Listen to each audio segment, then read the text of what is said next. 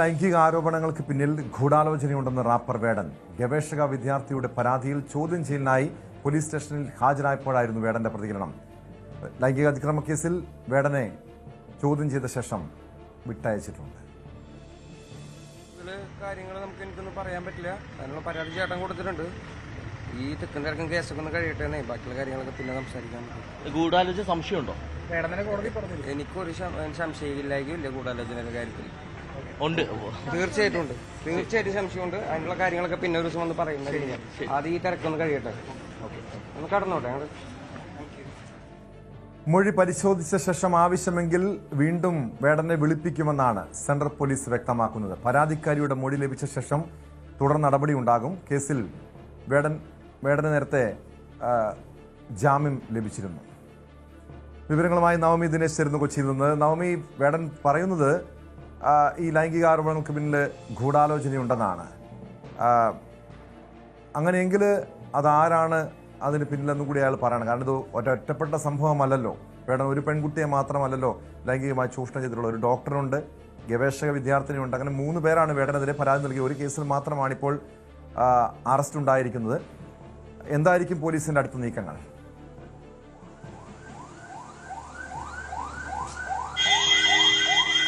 വേടൻ പറയുന്നത് ഈ ഒരു പരാതി തനിക്കെതിരെ അടുപ്പിച്ചു വരുന്ന ലൈംഗിക അതിക്രമ പരാതികൾക്ക് പിന്നിൽ ഒരു ഗൂഢാലോചനയുണ്ടെന്നാണ്. ഇന്നലെ വേടന്റെ സഹോദരൻ മുഖ്യമന്ത്രിക്ക് പരാതി നൽകിയിരുന്നു. ആ പരാതിയിലും അത് തന്നെയാണ് സൂചിപ്പിക്കുന്നത്. വേടനെതിരായിട്ടുള്ള ആരോപണങ്ങൾ അല്ലെങ്കിൽ ഇത്തരത്തിലുള്ള പരാതികൾക്ക് പിന്നിൽ കൃത്യമായിട്ടുള്ള ഗൂഢാലോചനയുണ്ട്. അത് അന്വേഷിക്കണം, അത് പുറത്തു കൊണ്ടുവരണം, വേടന് നീതി വാങ്ങിക്കൊടുക്കണമെന്നാണ് കുടുംബം ആരോപിക്കുന്നത്. എന്തായാലും മുഖ്യമന്ത്രിയുടെ പരിഗണനയിലാണ് ആ ഒരു പരാതിയും.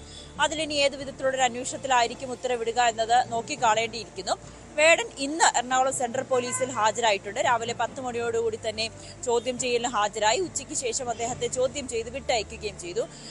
ഈ ഗവേഷക വിദ്യാർത്ഥിയുടെ പരാതിയുടെ അടിസ്ഥാനത്തിലാണ് ഇപ്പോഴുള്ള ഈ ചോദ്യം ചെയ്യൽ ഇന്ന് നടന്നത്. അതിൽ പരാതിയിൽ പറയുന്നത് ഈ ഒരു ദളിത് സംഗീത പ്രബന്ധവുമായി ബന്ധപ്പെട്ട് ഈ കുട്ടി വേടനെ സമീപിക്കുന്നു. വേടൻ തന്റെ എറണാകുളത്തെ ഫ്ളാറ്റിലേക്ക് കുട്ടിയെ ക്ഷണിക്കുകയും ചെയ്തു. 2020 കാലഘട്ടത്തിലാണ്. ആ സമയത്ത് അവിടെ വരികയും അവിടെ വെച്ച് ലൈംഗിക അതിക്രമം നടത്തിയെന്നാണ് പരാതിയിൽ പറയുന്നത്. ആ വകുപ്പുകൾ പ്രകാരമാണ് പോലീസ് കേസെടുക്കുകയും ചെയ്തിട്ടുള്ളത്. ഈ പെൺകുട്ടി ആദ്യം മുഖ്യമന്ത്രിക്കാണ് പരാതി നൽകിയത്. മുഖ്യമന്ത്രിയാണ് പിന്നീട് സെൻട്രൽ പോലീസിന് പരാതി കൈമാറിയത്.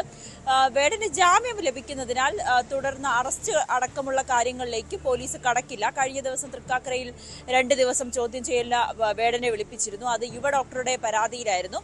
അവിടെ ചോദ്യം ചെയ്തതിന് ശേഷം അറസ്റ്റ് രേഖപ്പെടുത്തി വിട്ടയക്കുന്ന രീതിയിലേക്കായിരുന്നു. ഇന്ന് എന്തായാലും വിശദമായി ചോദ്യം ചെയ്തു. വേടന്റെ ചോദ്യം ചെയ്യൽ പൂർത്തിയായി. എന്തായാലും ആവശ്യമെങ്കിൽ ഈ മൊഴി, ഇന്ന് നൽകിയ മൊഴിയൊക്കെ വിശദമായി പരിശോധിച്ച് ആവശ്യമെങ്കിൽ ഇനി വീണ്ടും വിളിപ്പിക്കുമെന്നാണ് സെൻട്രൽ പോലീസിൽ നിന്നും അറിയിക്കുന്നത്. ഒരു കാര്യം കൂടി അന്വേഷണ സംഘം വ്യക്തമാക്കുന്നുണ്ട്. കാരണം ഈ പെൺകുട്ടി, ഗവേഷക വിദ്യാർത്ഥി, അത് വിദേശത്താണ് പഠിക്കുന്നത്. ആ കുട്ടിയുടെ മൊഴി രേഖപ്പെടുത്തുവാൻ കഴിഞ്ഞിട്ടില്ല. അതിന്റെ വിശദമായിട്ടുള്ള മൊഴി രേഖപ്പെടുത്തിയതിനു ശേഷമായിരിക്കും തുടർ നടപടികളിലേക്ക് കടക്കാൻ കഴിയുകയുള്ളൂ എന്നാണ് അന്വേഷണ സംഘം കൂടി വ്യക്തമാക്കുന്നത്. എന്തായാലും തുടരെയായിട്ടുള്ള വേടന് എതിരായിട്ടുള്ള ഈ ലൈംഗിക വേടൻ പറയുന്നത് ഗൂഢാലോചന ഉണ്ടെന്നാണ്. പക്ഷെ വേടനെതിരെ കൃത്യമായ തെളിവുകൾ ലഭിച്ചിട്ടുണ്ടല്ലോ. നേരത്തെ ആ യുവ ഡോക്ടറുടെ പരാതിയിൽ അവരും വേടനും തമ്മിലുള്ള വാട്സാപ്പ് സന്ദേശത്തിന്റെ തെളിവുകൾ, അതോടൊപ്പം ഗൂഗിൾ പേ ട്രാൻസാക്ഷൻ, ഇതൊക്കെ കൃത്യമായും പോലീസ് കണ്ടെത്തിയിട്ടുണ്ട്. ഈ ഗവേഷക വിദ്യാർത്ഥിനിയുടെ പരാതിയിൽ വേടനെതിരെ വ്യക്തമായ തെളിവുകൾ ലഭ്യമായിട്ടുണ്ടോ?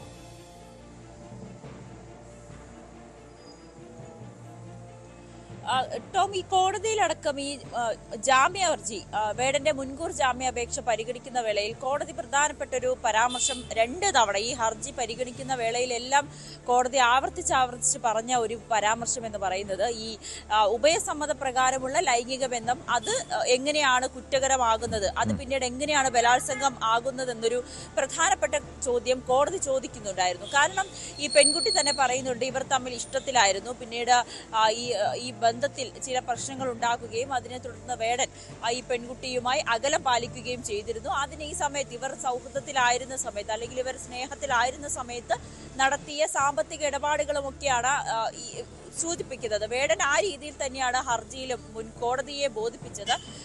ഇതിൽ ഗൂഢാലോചനയുണ്ട്. ഇത്രയും വർഷങ്ങൾക്ക് ശേഷം ഈ ഒരു സൗഹൃദത്തിലായിരുന്നു, പിന്നീട് ഈ ബന്ധത്തിൽ ചില പ്രശ്നങ്ങളുണ്ടായി വേർപിരിഞ്ഞു. പക്ഷെ എന്തുകൊണ്ടാണ് പെട്ടെന്ന് ഇതൊരു പീഡന പരാതി അല്ലെങ്കിൽ ബലാത്സംഗ പരാതിയായി നിലനിൽക്കുന്നത് എങ്ങനെയാണെന്നുള്ളൊരു ചോദ്യമായിരുന്നു വേടന്റെ അഭിഭാഷകരും കോടതിയിൽ ഉന്നയിക്കുകയും ഒക്കെ ചെയ്തത്. വേടൻ പറയുന്നത് കൂടുതൽ കാര്യങ്ങൾ എനിക്ക് പറയാനുണ്ട്, ഇതൊരു ഗൂഢാലോചനയുടെ ഭാഗമായി തന്നെയാണ്.